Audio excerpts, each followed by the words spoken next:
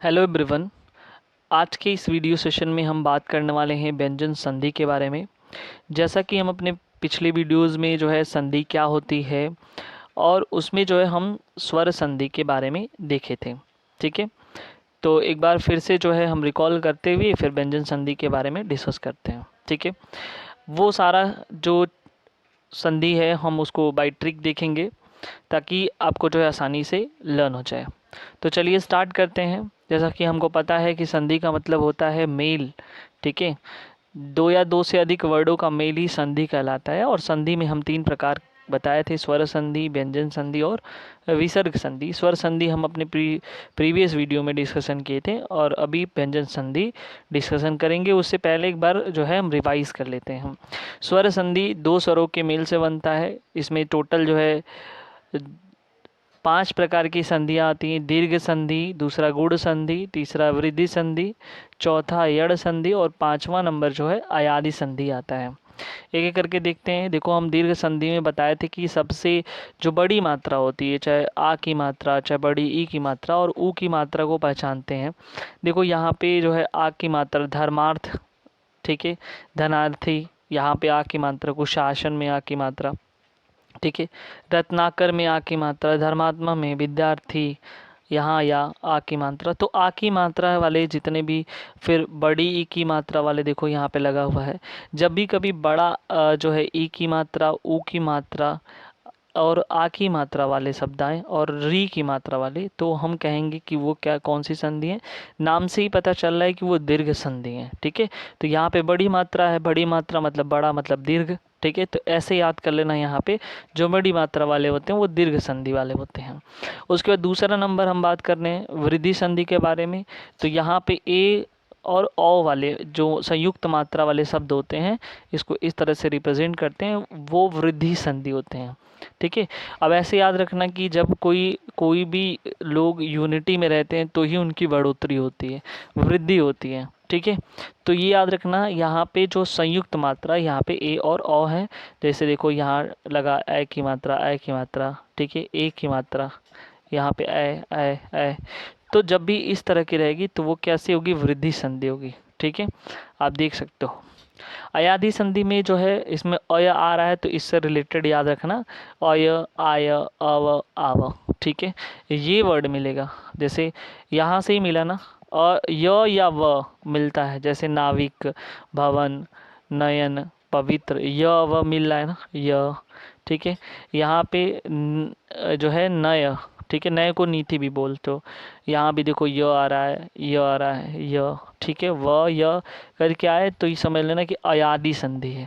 ठीक है, चौथा नंबर बात करते हैं यड़ संधि के बारे में। तो यड़ संधि आधे वर्ड के बाद में यदि य या व शब्द आए तो हम कहेंगे उसको यड़ संधि। ठीक है, अब देखो पर्यावरण, तो यहाँ पे आधा है ये, उसके बाद वो आ रहा है, स्व आधा है, फिर आ रहा है स के बाद फिर वो आ रहा है ना, तो ये यड़ संधि है। तो जितना ये हम देख रहे हैं ये यड़ संधि है। वैसे हम अपने पिछले वीडियो में देख चुके हैं, तो उसको आप जा करके जो है डिटेल में देख सकते हैं। गुण संधि में ए या ओ की मात्रा दिखे तो ये याद रखना कि ये वाले होंगे। जैसे यहाँ एक ही है, एक ही है, यहाँ भी, यहाँ भी। ठीक है, तो इस तरह से अगर मात्रा दिखे तो यहाँ समझ लेना। तो इस तरह से हम स्वर संधि को जो है हम लोग रिवाइज कर लिए हैं। जो आज का हमारा टॉपिक है व्यंजन संधि, उसको हम डिटेल में देखते हैं। देखो, व्यंजन के बाद यदि किसी स्वर या व्यंजन के आने से व्यंजन में जो परिवर्तन होता है, जो विकार उत्पन्न होता है, ठीक है, जो चेंजेस होते हैं उसे व्यंजन संधि कहते हैं। इसमें टोटल 5 से 6 नियम है। बस आपको वही नियम जो रूल है उसको लर्न करना है। यदि आप उसको लर्न कर लेते हैं तो यही नहीं जो है आरजीएस का ही एग्ज़ाम नहीं, किसी भी एग्ज़ाम में जहाँ पे हिंदी जो है संधि, हिंदी के अंदर संधि पूछा जाता है, तो वो सब आपके लिए इम्पोर्टेंट होगा। आपको पता है कि जो हिंदी में कई सारे वर्ग हैं, जैसे क वर्ग, च वर्ग, ट वर्ग, त वर्ग, प वर्ग। वर्ग का मतलब होता है जैसे क वर्ग में क, ख, ग, घ, अंग। ठीक है, तो ये सारे जो है, जो पहला मेंबर है उसके वर्ग कहते हैं। उसी तरह से जो है क, ख, ग, अंग, फिर च आ जाता है। तो च वर्ग में च, छ, ज, झ, इ आ जाता है। फिर ट वर्ग में ट, ठ, ड, ढ, ड़ आ जाता है। फिर त वर्ग, तो ये जो वर्ग बन रहा है ना, क, च, ट, प त, ठीक है। या इसको याद रखना कचट तप, कचट तप, ठीक है। तो इस तरह से लर्न कर सकते हो। उसके बाद ये किससे जो है मैं मतलब क्या परिवर्तन होता है, यानी कि जो भी जैसे मान लो क वर्ग क है, ठीक है, तो इससे ये जो पहला वर्ग है इस तीसरे वर्ड से परिवर्तन क ख ग, ठीक है। जैसे मान लो यहाँ ख है फिर ग है, तो ये क वर्ग में जो तीसरा नंबर है उसमें परिवर्तन आएगा। क जो है किस में बदल जाएगा, ग में बदल जाएगा, ठीक है। च किस में बदल जाएगा, ज में, च छ ज, ठीक है। तो जो है अपने तीसरे वर्ड में बदल जाएगा, किस में, ड में बदल जाएगा। तो जो है किस में बदल जाएगा, द में बदल जाएगा। प जो है किस में बदल जाएगा, ब में। बस यही देखना है कि किस वर्ग का है और तीसरे वर्ड में अपने बदल रहा है कि नहीं। अगर ऐसा है तो फिर वो जो है व्यंजन संधि के कैटेगरी में आएगा। चलो देख लेते हैं। देखो दिक प्लस अंत, यहाँ पे क्या है, दिगंत। तो देखो ये क वर्ग है, ठीक है। क किस में बदला, ग में बदला। दिक प्लस गज, दिग्गज, देखो ग में बदला। वाक प्लस ईस, वागीस हो गया।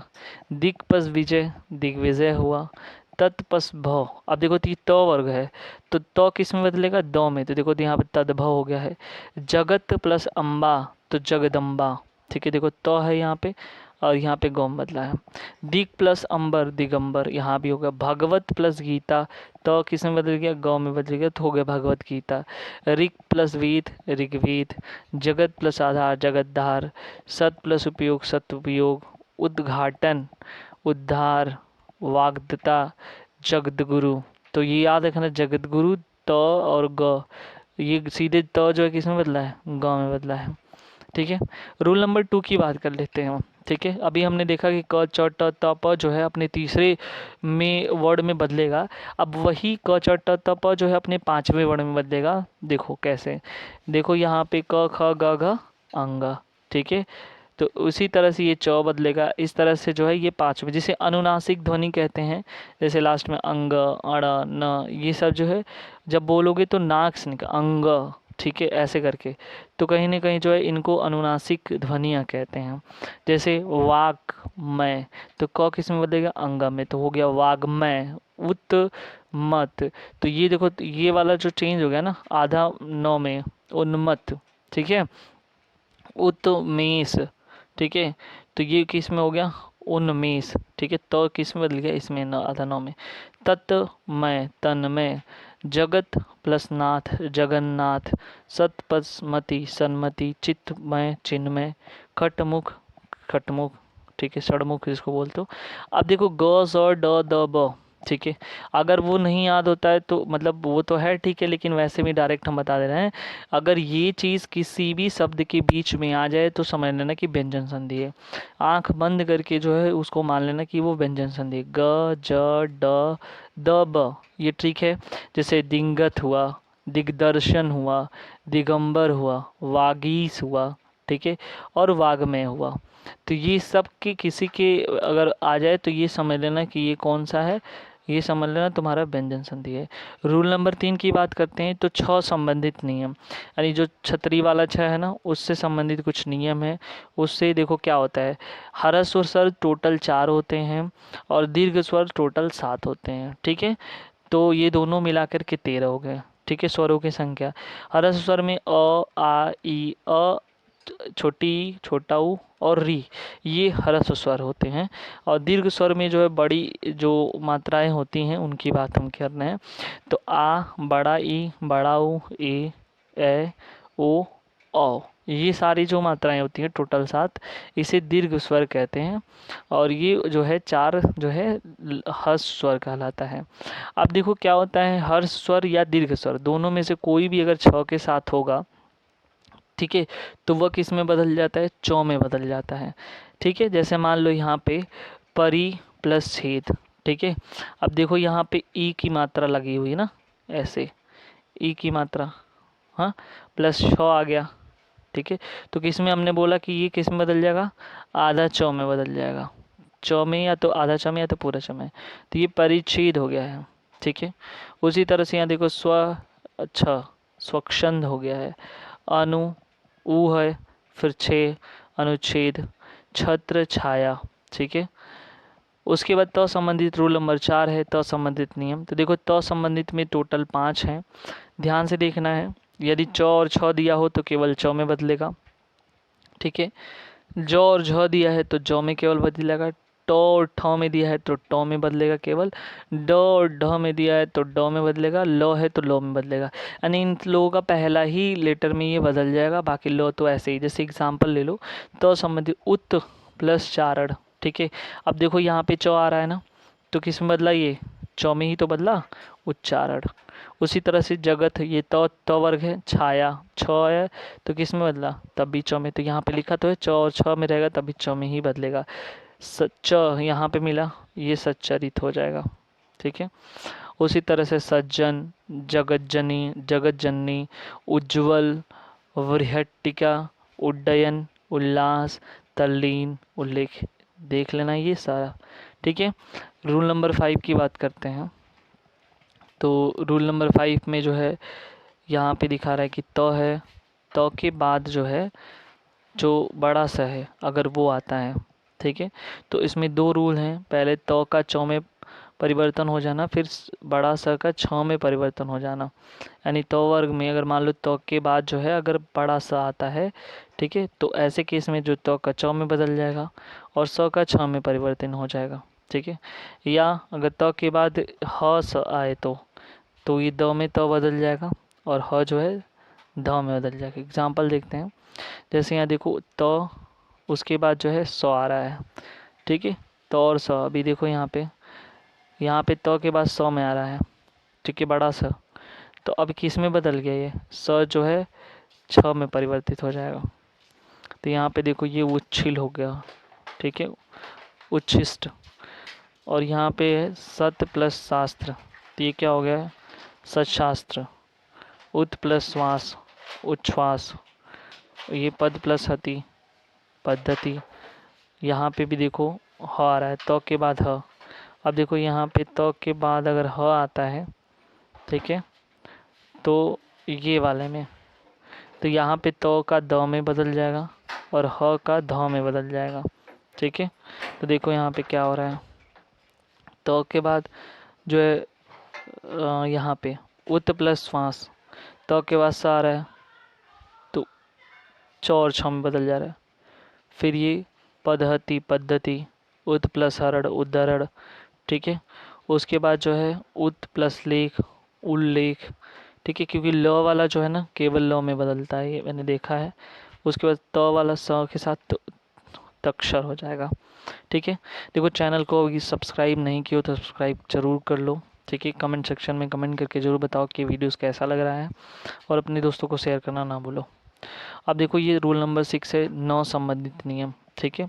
तो इसमें बता रहा है कि जो री है, र है और ख है, ठीक है, श के बाद नौ व्यंजन यदि आता है तो वह ऋड में परिवर्तन हो जाता है, ठीक है। अगर इनके साथ मतलब इनके बाद जो है नौ व्यंजन आता है, जैसे देखो र, देखो इसमें र है, र के बाद जो है कह रहा है कि यदि जो है इनके बाद नौ व्यंजन आता है, तो देखो यहाँ पे ये उसके बाद जो है कह रहे हैं कि यहाँ पे 9 आ गया, ठीक है।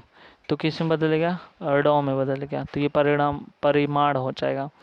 उसी तरह से देखो ये आया, ठीक है, 9 आया है, ठीक है, तो ड में बदलेगा कृष्ण। परि, र और 9 बदला परिणाम में। श 9 बनना विष्णु।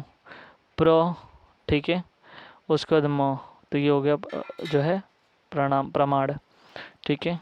ये हो गया पूर्ण, तृष्णा, रीड, रामायण, परिणय, इसको देख सकते हो। उसके बाद रूल नंबर 7 है एम संबंधित नियम, ठीक है। एम संबंधित नियम में क्या है यहाँ पे कि म के बाद जो है जिस वर्ग का व्यंजन आता है, ठीक है, उसी वर्ग का नासिक, जैसे अंग, इ, अण, ठीक है, अनुनासिक जिसको बोलते हो, न, म अथवा अनुस्वार हो जाता है, ठीक है। अब इसमें नोट करने वाली ये बात है कि शब्द के अंत में अनुस्वार सदैव जो है म के रूप में होता है, अतः जो सम है, ठीक है, को हम कैसे लिखते हैं, स के ऊपर बिंदी लगाते हैं, सम, ठीक है। अब देखो यहाँ पे जैसे यहाँ पे अहंकार, तो इसको हम सीधे लिखें अहंकार।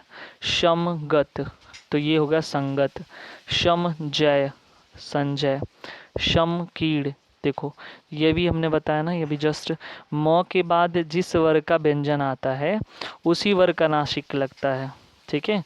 जैसे मान लो यहाँ पे, तो ये जैसे म आया है, ठीक है, तो उसके बाद जो है म के बाद करे जिस वर्ग का व्यंजन आता है, ठीक, उसी वर्ग का जो है नासिक लग जाता है। संगत, समजय, संजय, उसके बाद संकीर्ण, ठीक है। ये सारे जो, देखो बस इतना पहचानना है, सीधी सीधी बात, वो सब मत ध्यान दो कि अंग की मात्रा जो है, जैसे अहंकार हुआ, ठीक है। संपूर्ण, जब ऊपर बिंदी लगा हो तो समझ लेना कि ये जो है व्यंजन संधि है, ठीक है। रूल नंबर 8 की बात करते हैं, संबंधित नियम, यानी कि जो छोटा सा है वो किस में बदलेगा। तो ये जो है ख में बदल जाएगा। जैसे अभिषेक, तो इसको ये जो है इसमें बदल गया है। निषेध, ये से सम बदला। अनुषंगी, इसमें बदल गया। विषम, देखो श में बदला, ठीक है। सुषमा, विषाद, सुषुप्ति, ठीक है, ये सब में जो है ये बदल चुका है। तो आई होप ये चीज़ें आपको क्लियर होगा। तो हमने जो है एक एक करके जो है व्यंजन संधि क्लियर किया, ठीक है। मिलते हैं नेक्स्ट वीडियो में नेक्स्ट टॉपिक के साथ। Thank you so much.